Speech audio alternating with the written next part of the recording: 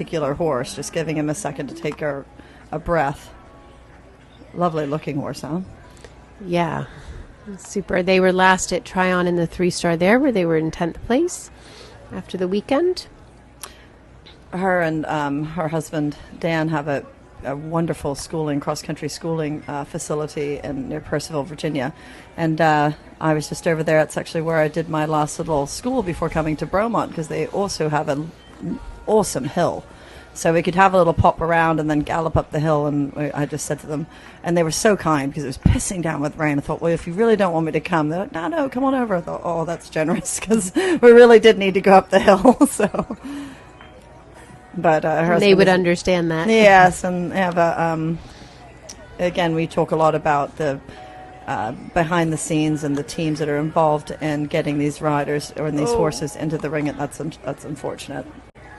Getting these riders and horses to peak on the day at these competitions, and having it does impact your family. I mean, they have a child as well, and it's a lot. It's a lot but they're both beautiful riders and run a nice business there and sell horses and train, and it does take a village to do this sort of thing, and you do have to have an understanding partner.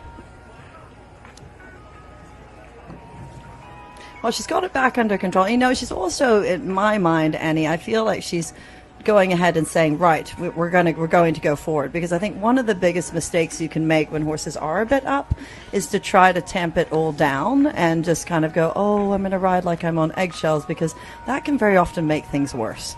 So she thought, well, that's a bit unfortunate, but I'm actually going to continue to ride forward, and the horse enjoyed that. So otherwise you maybe just create more tension and they sort of boil over at some point. Yeah, they do. It's sort of like when someone tells you to calm down, and then you go really nuts.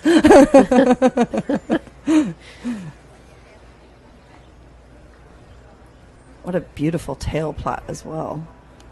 We tried a tail plait on my horse King Kong today, and Sarah did an amazing job, and he looked fantastic, but he put his whole tail off to the side, so I think that's the last time we shall do that. I was watching the video, and I'm like, oh, God. We were talking about that yesterday, how every horse is particular about things, and sometimes it changes the way they go based on if they have a tail plait or anything. Second horse in a bloody row that's done that. It's annoying. Yes, they are, and in hindsight, it's always 2020. We probably should have played around with that at home first, and I can't quite wear a tailcoat on him yet. He's just not really into that, but he said no to the tail plait as well, unless we want to go around with looking like a pig with its tail crossed to the side. He was very good. I'm not saying he wasn't. He was lovely, but he was it was a little distracting. Well, she's doing a good job, and I think... it is hard, because these horses, this is the tricky bit about eventing. I think sometimes pure dressage riders can, if they are not familiar with the sport, properly familiar with the sport, don't understand why we are such a disaster sometimes in this phase. But they aren't, these horses are fit to run and jump. This is a triathlon. So that is the thing that makes this a bit harder for us. And, obviously, the dressage coaches and riders that know the sport completely do understand that, and equally goes in show jumping, that these horses have galloped a long distance, sometimes in muddy conditions. There were big obstacles, and how they jump on the third day is very different than how it would be if we were just going to a pure show jumping show. No doubt, and again, it sort of is that containment on the first day, but you want to make sure that, as you say, that they're ready for the next 2 days. Yes. Well, and these, Jimmy used to always say that these good event horses are would be the people that you didn't want your daughter to date. So they'd be like the bikers and the wild, the really wild ones. And I say that, having said that, my best friend is married to a guy who is a biker, and he's amazing.